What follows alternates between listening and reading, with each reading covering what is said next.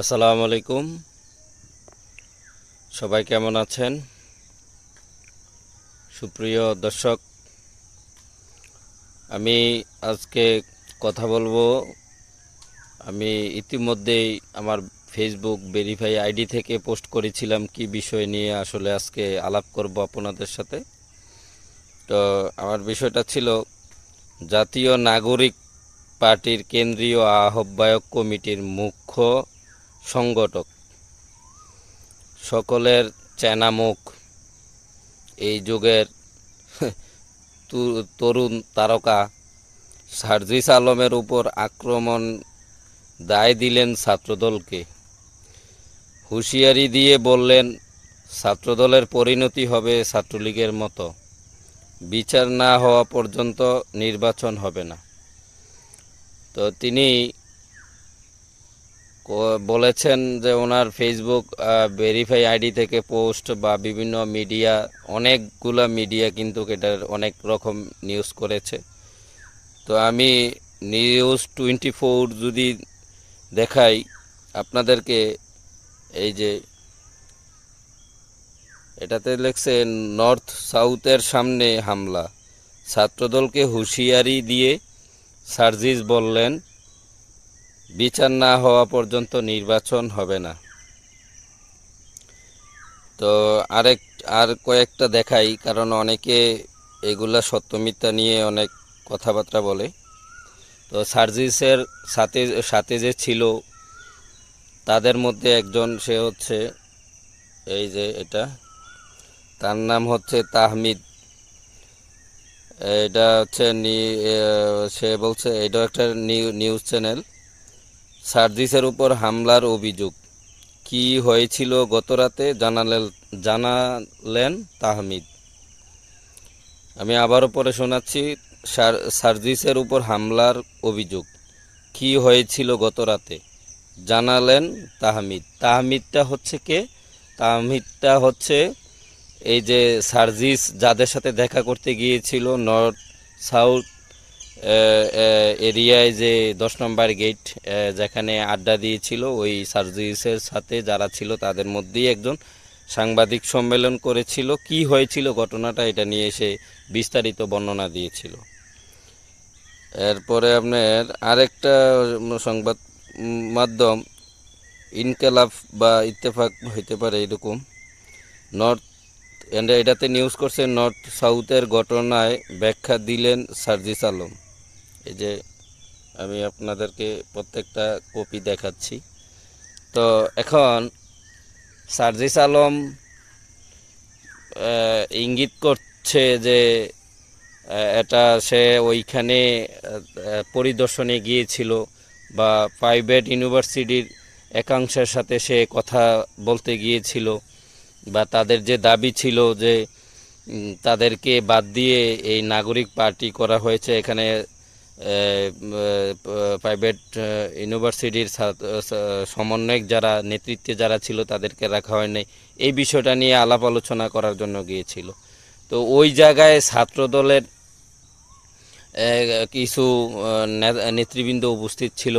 তারা ওই বলতেছে যে এই প্রাইভেট ইউনিভার্সিটির এই যে এই অংশটা সার্জিসের সাথে যারা বসছে তাদেরকে দালাল বলেছিল, যে তোরা কেন সার্জিসের সাথে দেখা করছস বা আলাপ আলোচনা করতেছস বা বসলি, বা এক কথা হচ্ছে তারা সার্জিসের সাথে প্রাইভেট ইউনিভার্সিটির তারা কেন বসলো, এই কারণেই এই ছাত্রদলের যে নেতা শাকিল মনে হয়, হ্যাঁ সে তার নামটা, কেন্দ্রীয় কমিটির নেতা, ছাত্রদলের যে নেতা, তার নেতৃত্বে যারা ছিল তারা নাকি এমন বলেছিল যে আমরা যে ভিডিও ফুটেজগুলো দেখেছি এমনই, যে দালাল বলেছিল, বা এক পক্ষ আরেক পক্ষকে খুব মারাত্মকভাবে আক্রমণ করেছিল বাচং ভঙ্গি দিয়ে। তার এক পর্যায়ে গিয়ে দুই পক্ষের দাওয়াপাল্টা হয়, দাওয়াপাল্টা বললে ভুল হবে, ছাত্রদলের যে নেতা ছিল তার নেতৃত্বে তার সহযোদ্ধারা সার্জিস আলম এবং সার্জিস আলমের সাথে যারা ছিল তাদেরকে অত্যন্ত গুরুতরভাবে প্রহার করেছে। অনেকেই হসপিটালে এবং ভর্তি আছে। ধারালো সার্জিস আলম অভিযোগ করেছেন যে খুব ধারালো অস্ত্র দ্বারা তাদেরকে জখম করা হয়েছে এবং আমরা ভিডিও ফুটেজে যা দেখেছি সার্জিস আলমের উপরেও কিন্তু আঘাত হয়েছে, কিল ঘুষি পড়েছে। তো আবার সার্জিস আলম বলেছে টোকাই লীগ। তো সার্জিস আলমকে উদ্দেশ্য করে বলতে চাচ্ছি, আপনি ইঙ্গিত দিচ্ছেন ছাত্রদলকে, আবার বলছেন টোকাই লীগ। তো টোকাই লীগকে আপনারা কিছুদিন আগেও তো ব্যবহার করেছেন। আপনারা স্বীকারোক্তিতে আছে যে আপনারা টোকাইদেরকে আপনাদের কৌশল হিসাবে, আন্দোলনের কৌশল হিসাবে তাদেরকে আপনারা ব্যবহার করেছেন। এখন আপনারা আবার তাদের মাধ্যমে আপনারা আহত হচ্ছেন, আক্রমণাক্ত হচ্ছেন। আবার ছাত্রদলকে আপনারা দোষারোপ করছেন। ছাত্রদল আবার বলতে চাচ্ছে যে না, এই আক্রমণ ছাত্রদল করে নাই। তো এখন আমার কথা হচ্ছে, ছাত্রদল কেন করলো, আপনাদের উপরে কেন চড়াও হলো, আক্রমণ কেন করলো? আবার ছাত্রদল বলতেছে যে না, ছাত্রদলই আক্রমণ করে নাই। তাহলে কে আপনার উপর এবং আপনার সহপাঠীদের, আপনার সাথে সহযোদ্ধাদের উপর আক্রমণ করলো, এমন ন্যাক্কারজনক ঘটনাটি ঘটিয়ে দিল? আমি বলতেছি সার্জিস আলম ভাই, রাজনীতি করতে এসেছেন আপনি এর আগে ছাত্রলীগ করেছেন, আপনার মুখে অনেক বঙ্গবন্ধুর শেখ হাসিনার গুণকীর্তন দেখেছি আমরা। আপনি অনেক ভালো বক্তব্য জানেন। আপনি আমার বঙ্গবন্ধু, আমার মাননীয় নেত্রী শেখ হাসিনা এমন সম্বোধন করে অনেক কথা বলেছেন। তো আপনার চরিত্র তো হচ্ছে মুস্তাকের চরিত্র, হলুদ হলুদ যে কোনো জায়গায় কাজে লাগে। তো আপনাকে তো কেউ বিশ্বাস করতেছে না। হাসনাত আবদুল্লাহর কিছু হলে রাজুতে আয় বললে রাজুতে অনেক লোক আসে। তো আপনাকে আক্রমণ করলো, কেউ তো রাজুতে আসলো না। খুব হতাশ হলাম আমরা যে আপনার উপর আক্রমণ হলো। আপনি একজন মুখ্য সংগঠক জাতীয় নাগরিক পার্টির, আপনার উপর আক্রমণ করলো ছাত্রদলের তারা। আপনার সহযোদ্ধাদেরকে হসপিটালে ভর্তি করলো, খুব গুরুতরভাবে জখম করলো। রাজুতে কেউ আসলো না। এটা কি হয়? এটা কি মেনে নেওয়া যায় সার্জিস ভাই? শোনেন ভাই, বাংলাদেশের রাজনীতি অনেক কঠিন। এটা একটা চক্রান্ত না, দেশি বিদেশি চক্রান্তে একটা টেম্পু তুলে দিলেন, একটা নির্বাচিত সরকারকে ক্ষমতাচ্যুত করলেন, গদিচ্যুত করলেন। এইটা এক জিনিস, চক্রান্ত এক জিনিস, আর এই বাংলাদেশের রাজনীতি করা আরেক জিনিস। আপনি পড়ালেখা আমার চেয়ে বেশি ভালো জানেন, অনেক ভালো বক্তা আপনি। এই দেশের সকালবেলা নদীর পানি যেদিকে যায়, আবার সন্ধ্যাবেলা ওই দিকে থেকে উল্টা দিকে আবার পানি আসে। জোয়ার বাটার দেশ এই দেশ। এই দেশে রাজনীতি করা অনেক কঠিন ভাই।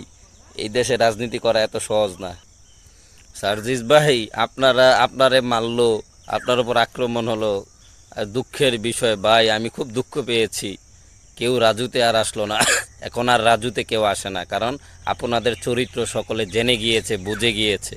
আর আপনারা ছাত্রদলকে হুমকি দিচ্ছেন। আর ছাত্রলীগ তো একটা প্রেক্ষাপটের কারণে আত্মগোপনে আছে। ছাত্রলীগকে আপনিও জানেন, ছাত্রলীগের অবস্থা সম্পর্কে। আপনি ছাত্রদলকে হুমকি দিচ্ছেন। আমি দোয়া করি আল্লাহ না করুক ছাত্রদল আপনাদের উপর যেভাবে চড়াও হচ্ছে, এর মাত্রা যদি বেড়ে যায়, আপনারা কি যেন করবেন, কি যেন হয়। তো সাবধান হয়ে যান, কথাবার্তার লাগাম দেন। আপনারা যে রাজনীতি করবেন, রাজনীতি করেন, দল করেছেন, রাজনীতি করেন, অসুবিধা নাই। কিন্তু রাজনীতির একটা শিষ্টাচার আছে, কলা কৌশল আছে।